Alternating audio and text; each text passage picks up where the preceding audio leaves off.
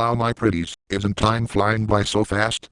Well, since it is now 2023, most movies, video games and shows that were released in 1998 will be turning 25 years old this year.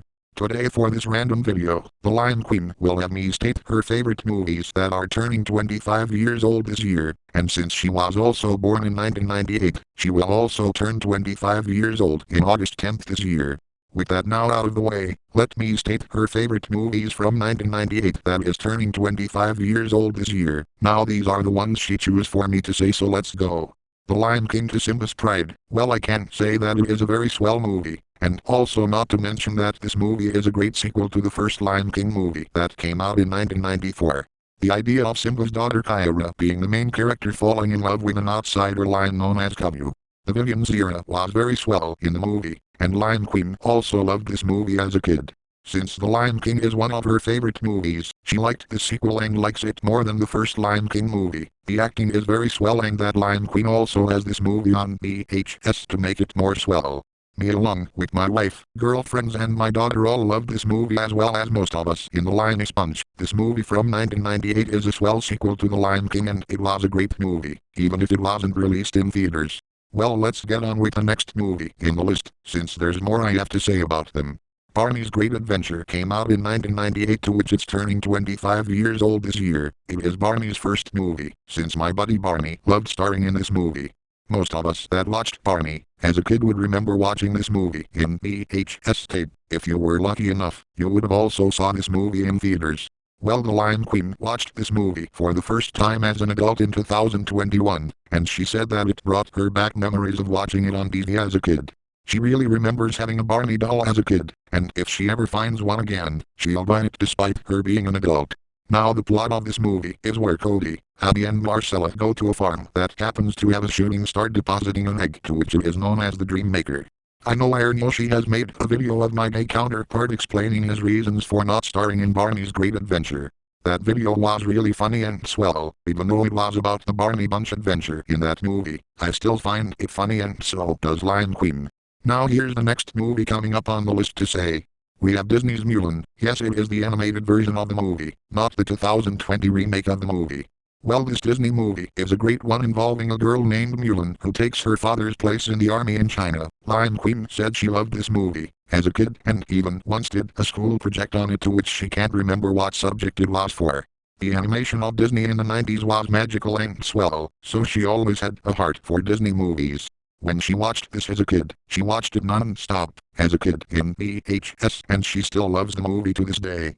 I also wonder if this movie had something sweller. If I was in it, well, I wouldn't have it being the way my gay counterpart does, but with Lion Sponge twist to it would be very swell. Oh shit, it looks like another movie is on its way, and it is a non-Disney movie this time. Madeline from 1998, it's a live-action version of the movie. Yes, back in 2021 I did a video on me explaining why I declined starring in the movie. Lion Queen has this on VHS and said that she loved it as a kid. She also said that the movie is making her feel old. Since she loved this movie as a kid, I wished my plot of the movie was in this one, as it would have been a sweller movie. But the plot of it being based on the Madeline books was very swell, and not to mention that this movie is a great adaptation of the Madeline TV series cartoon. I wished they rebooted Madeline or at least have another movie of it, since we haven't gotten anything about it in God knows how long.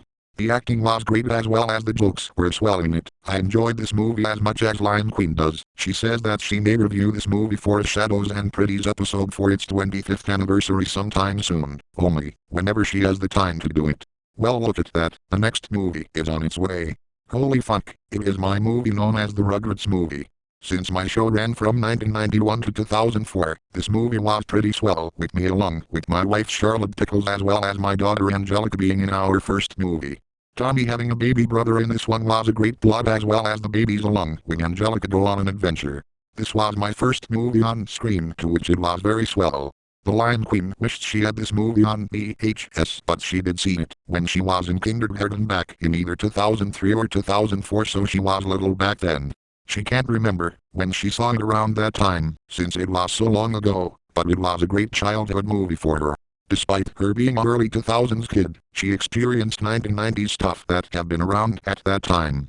She said she will have to watch this movie again, since she hasn't watched it in years and she thinks the last time she's watched it was back in 2017 in a grade 2 class. That was around the time when she was working at a co-op placement at her elementary school, where she went from grade 2 to grade 8.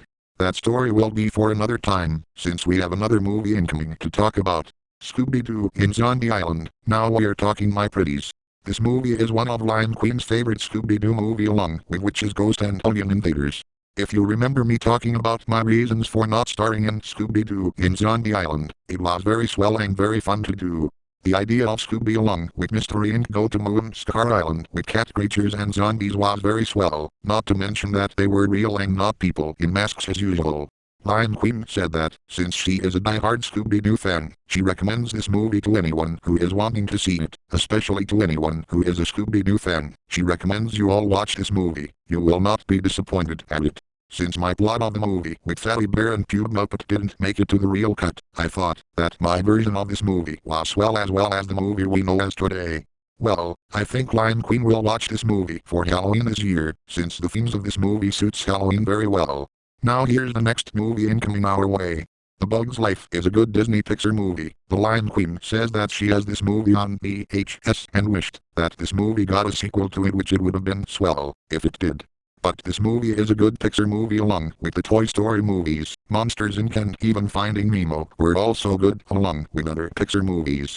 The film about the life as insects is a great concept. Even though Lime Queen hasn't seen this movie in years, she says that she will have to rewatch it again sometime.